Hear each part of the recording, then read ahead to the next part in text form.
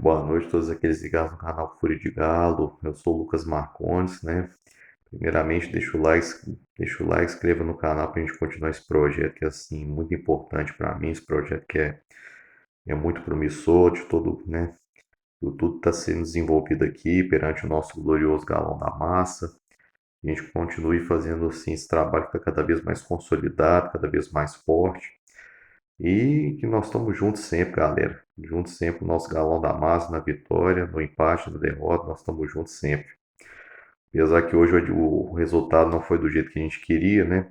Parecia que seria do jeito que a gente gostaria, mas infelizmente não foi devido mais a um vacilo do time do Galo. Ei, Galo, difícil demais, viu? Muito difícil. Fez um jogo espetacular, uma vitória super convincente, né? 3-1 no clássico contra o Cruzeiro pelo Brasileirão, e hoje a gente seria o jogo parecendo que a vitória no Clássico seria um divisor de águas assim, pelo lado positivo, mas o Atlético voltou a tropeçar nos mesmos erros, os mesmos erros, principalmente defensivos, dando espaço para os atacantes adversários, jogadores assim que infelizmente não entregam mais, além do que nós já percebemos que não entregam, jogadores que não entregam mais nada mais do que isso. Enfim, galera, é complicado. Resultado totalmente indigesto. O Atlético empatou 2-2 com o Juventude do Uruguai no Estádio Centenário em Montevidéu pela quarta rodada da Copa Sul-Americana. O jogo que seria fundamental para o Galo sair com os 3 pontos, conseguir uma vitória, aproveitando a fragilidade do time do Juventude. É um time muito fraco. É verdade que os três adversários do Atlético nessa Sul-Americana são muito limitados. A gente pega o Cienciano, o Puerto Cabello e o Juventude, o Cienciano do Peru, o Puerto Cabello da Venezuela e o Juventude do Uruguai são limitadíssimos, limitadíssimos. Mas enfim, falando sobre o jogo, um jogo que assim, primeiramente começou até bem, né? O Eduardo Domingues, né, colocou a mesma escalação do time que venceu o Cruzeiro por 3-1, que jogou muito bem, né? Diga-se de passagem, atuando com três zagueiros, com o Lian, com o Juan Trissoud mais o Vitor Hugo, deixando o Natanael na direita, o Renan Lodge na esquerda. Né? O Renan Lodge fez, ao meu ver, a melhor partida com a camisa do Galo no Clássico diante do Cruzeiro. A gente vê também no meio de campo a presença do Maicon com o Alan Franco, né? Uma dupla que deu muito certo né, como volantes. Né? O Maicon, inclusive, eu defendo tranquilamente que ele seja o capitão do time do Atlético, né? Nesse momento atual. Está sendo um líder dentro de campo, que é muito importante o time ter uma liderança dentro de campo, muito importante, né? A liderança do Maicon nesse momento. No meio de campo, o Bernard com o Alan Minda, né? O Alan Minda atuando, né, pela ponta, e o Cassierra, né, como centroavante, né? A mesma escalação que atuou contra o Cruzeiro. Sim, sobre a escalação, nada a questionar.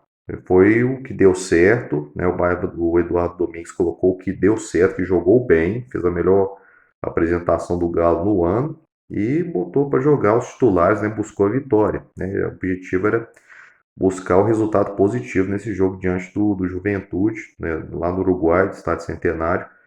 Mas assim, no primeiro tempo o Atlético assim até começou bem, até com mais posse de bola, com mais chances claras de gols, né? Teve ótimas chegadas ali com a Laminda, com o Cassierra também, uma boa movimentação. Achei o meio de campo assim, começou bem também, com o Maicon, com o Alan Franco.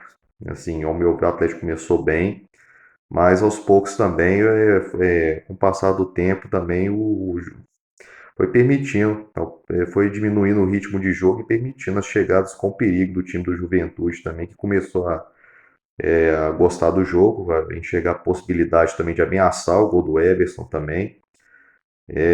Enfim, o jogo ficou muito assim, o Atlético começando melhor, mas depois o Juventude do Uruguai, dos 15 minutos em diante, começou a equilibrar o jogo, começou a dificultar, fazendo o jogo ficar mais pegado, mais complicado. Mas aí o Galo saiu na frente, né, com o golaço do Alameda, né? O Alameda tá subindo muito de produção o futebol dele, diga-se de passagem, né? Para mim já pode se consolidar o Alameda como titular, porque foi muito bem no clássico. Nesse jogo também, apesar do resultado negativo, né, um empate sabor de derrota, o Alameda foi bem. Uma bola na área, né, uma bola assim, até o goleiro deles, do Juventude do Uruguai, saiu mal e o Alameda aproveitando, né, o goleiro adiantado, bateu de primeira, encobrindo o goleiro, um golaço, sem chance nenhuma de defesa. 1 a 0 pro Galo, um golaço do Alameda, um golaço. Muita frieza, muito assim, muita frieza. Foi gelado, como quem diz. Foi gelado no lance, bateu de primeira, fazendo 1 a 0 pro Galo.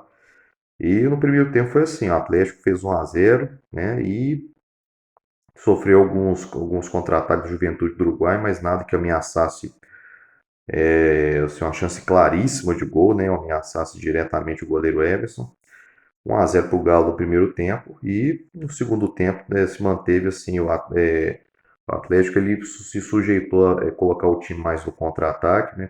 Fazer exatamente o que o Eduardo Domingues propõe no esquema tático de jogo, botar o time para jogar mais no contra-ataque, no erro do adversário, chamou o Juventude, deu a bola para o Juventude do Uruguai. O time uruguaio, assim, aproveitou o maior tempo de posse de bola e foi para cima, foi tentando, não levando tanto perigo, mas assim, foi chegando, né? Foi tendo mais volume de jogo. E naquele meio tempo o Atlético sempre tentando explorar o contra-ataque, o Cassierra também perdeu uma chance claríssima, um dos melhores contra-ataques do segundo tempo. O Cassierra me perde aquela chance de cara a cara com o goleiro, ele bate rasteiro, a bola bate na perna do goleiro, era só dar um toquinho na bola que era 2 a 0 tranquilo ali, mas infelizmente ele pecou na finalização, né? Não pode perder um gol desse, né? Mas não vão crucificar porque ele tá, o Cassier tá cada vez mais ele está se adaptando muito bem, ele está sendo vai ser uma peça ainda muito importante para a questão de centroavante do Galo também. Eu creio que ele ainda vai evoluir muito. Já está evoluindo, né? Já fez um gol no Clássico, já fez um gol decisivo contra o próprio Juventude do Uruguai também. E nesse jogo, infelizmente, teve essa infelicidade, mas enfim, creio que ele ainda vai evoluir muito o futebol dele, tem tudo para poder evoluir cada vez mais. E aí ficou nessa mesma dinâmica de jogo, aí numa bola de escanteio, o Vitor Hugo, zagueiro, foi na área, cabeceou, né, uma cabeçada certeira, 2 a 0 pro Galo.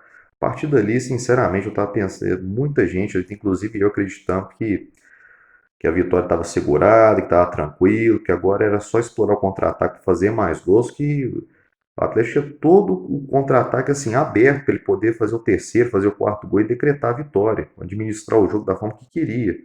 Porque uma vez que o time do Juventude é muito fraco tecnicamente, estava dando todo o contra-ataque para o time do Atlético naquele momento.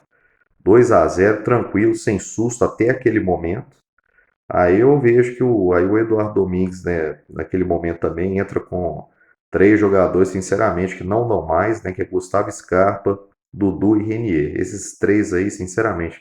Gustavo Scarpa é uma preguiça dentro de campo, eu já vi, já cansei de colocar minha opinião sobre o Gustavo Scarpa. Ele é uma preguiça dentro de campo, é ex-jogador em atividade, ele não vai render mais nada do que já rendeu. O Renier não existe dentro de campo também, é um jogador improdutivo, um jogador que não resolve absolutamente nada. É difícil pensar que não é possível que o Atlético não tenha assim, alguém na base para poder render um futebol melhor, para ser pelo menos melhor do que o Renier, porque não é possível. Não é possível que a gente vai ter que contar com esse Renier como um jogador de peça de reposição para o segundo tempo. Isso aí não entra na minha cabeça, não entra na minha cabeça uma coisa dessa, não. Pelo amor de Deus, gente. Pelo amor de Deus, o Dudu entrou também, não arrumou nada também. O Dudu também, muito ex-jogador, já teve seu auge na carreira, jogando pelo Palmeiras, mas no Atlético, sinceramente, é muito pouco, é um investimento para muito pouco. E o pior de tudo, né, 2 a 0 e 1 minuto depois já toma o gol do Juventude, né, bola na área, falha da defesa, o jogador toca na bola, no canto do goleiro Everson, faz o gol do Juventude do Uruguai, coloca tudo a perder, coloca em risco um jogo que parecia muito bem controlado, facilitado. Complicado, complicadíssimo, complicou tudo. Jogou tudo por água abaixo, porque 2 a 0 tranquilo, agora vai lá, toma o gol, dá esperança para o adversário partir para o ataque, tentar o empate. E não deu outra, não deu outra mesmo. 5 minutos depois, aí mais uma bola na área lá, a zaga falha mais uma vez e o Juventude empata o jogo. Aí é um empate com sabor de derrota, meus amigos. Com sabor de derrota mesmo. O Atlético, assim, dificultou muito a situação na Sul-Americana, muito mesmo, porque Vai lembrar que também tem o critério de desempate também dos confrontos diretos, sendo que o Atlético já perdeu para o Puerto Cabete por 2-1, já perdeu para o Cienciano também, venceu o Juventude do Uruguai passando aperto aqui na Arena MRV, e agora empata o jogo, um jogo assim ganho, 2-0. Difícil, difícil demais, indigesto e, sinceramente, se eu tomar esse empate, sinceramente, ainda mostra os menos erros de postura de jogadores, alguns erros de jogadores, esses mesmos jogadores que eu já citei várias vezes, descompromissados. É complicado, complicado demais explicar esse apagão, sabe? Porque foi do céu ao inferno. 2-0, de um 2-0 tranquilo para um empate frustrante para nós torcedores, né? Por todos nós torcedores do Galão da Massa aqui, e que comprometeu totalmente a situação na Copa Sul-Americana, sabe? Eu sei que não é nem assim, tá muito longe de ser a prioridade nossa para esse ano de 2026, a prioridade é o Brasileirão, mas jogue com seriedade, gente. Aproveita e coloca jogador da base para jogar, gente. Cheio de jogador da base para jogar. O Atlético é o único time do Brasil que não coloca a base para jogar. Prefere muito mais se apegar em medalhões descompromissados que já estão contaminados assim pelo vírus do fracasso, são um bando de fracassados, esses medalhões, né? E que, como disse, não vão render mais absolutamente nada para o clube.